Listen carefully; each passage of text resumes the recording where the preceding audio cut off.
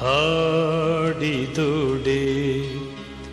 ಎನ್ನೊಡೆಯನ ಹಾಡುವೆ, ಹಾಡಿದೋಡೆ ಎನ್ನೊಡೆಯನ ಹಾಡುವೆ, ಬೇಡಿದುಡೆ ಎನ್ನೊಡೆಯನ ಬೇಡುವೆ, ಬೇಡಿದೋಡೆ ಎನ್ನೊಡೆಯನ ಬೇಡುವೆ,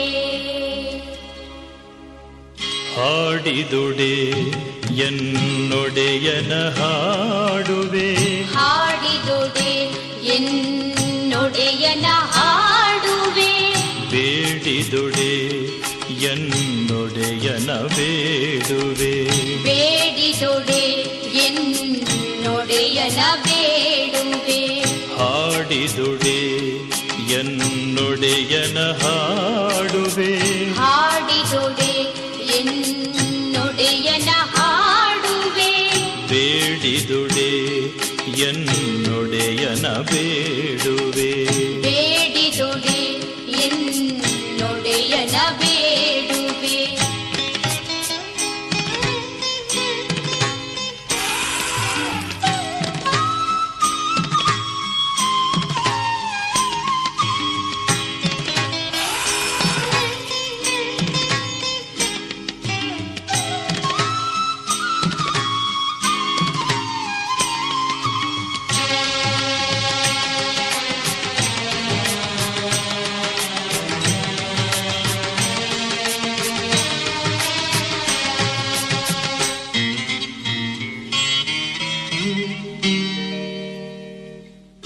ಒಡೆಯಂಗೊಡಲ ತೋರಿ ಎನ್ನ ಬಡತನವ ಭಿನ್ನೈಸುವೆ,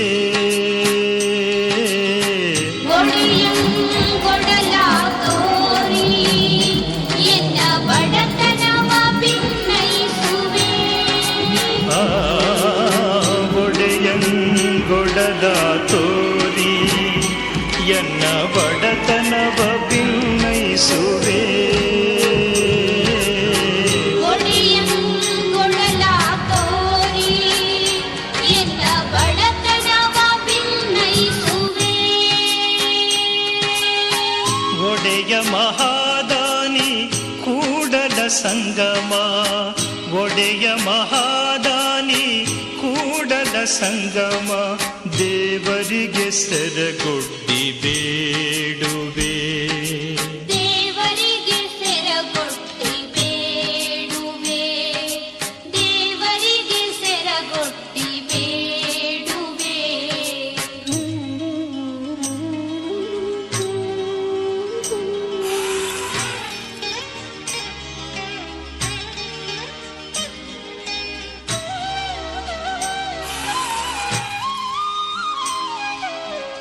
ಒಡೆಯಂಗೊಡಲ ತೋರಿ ಎನ್ನ ಬಡತನವ ಭಿನ್ನೈಸುವೆ, ಒಡೆಯಂಗೊಡಲ ತೋರಿ ಎನ್ನ ಬಡತನವ ಭಿನ್ನೈಸುವೆ, ಒಡೆಯಂಗೊಡಲ ತೋರಿ ಎನ್ನ ಬಡತನವ ಭಿನ್ನೈಸುವೆ, ಒಡೆಯಂಗೊಡಲ ತೋರಿ ಎನ್ನ ಬಡತನವ ಭಿನ್ನೈಸುವೆ, ಒಡೆಯ ಮಹಾದಾನಿ ಕೂಡಲ ಸಂಗಮ, ಒಡೆಯ ಮಹಾದಾನಿ ಕೂಡಲ ಸಂಗಮ, ದೇವರಿಗೆ ಸೆರಗೊಡ್ಡಿ ಬೇಡುವೆ.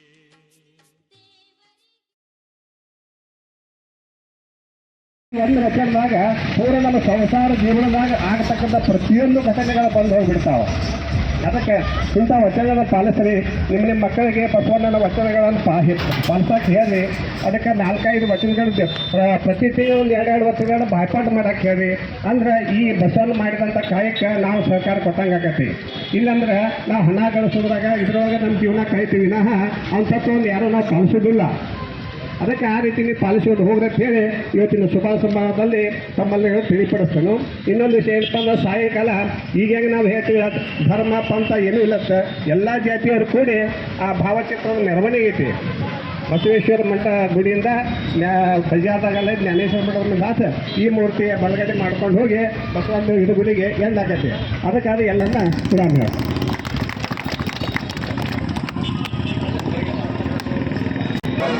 ಬಳಗವು ನೀನು ನನಗೆ ನೀರಲ್ಲದೆ ಮತ್ತಾರು ಇಲ್ಲವಯ್ಯ.